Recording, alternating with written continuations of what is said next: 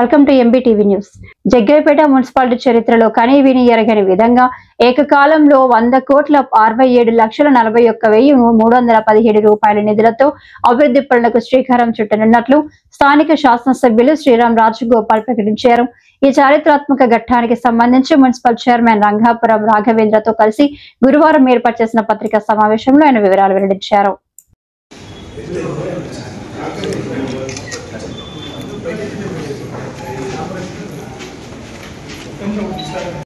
67,40,000 రూపాయలు మొత్తం టోటల్గా ఎంత కాన్ఫర్ చేసి ఆల్మోస్ట్ 10 ఇయర్లో రెండు కాన్ఫర్ చేస్తాం. అసలు ఇప్పటికీ మున్సిపాలిటీ మొత్తం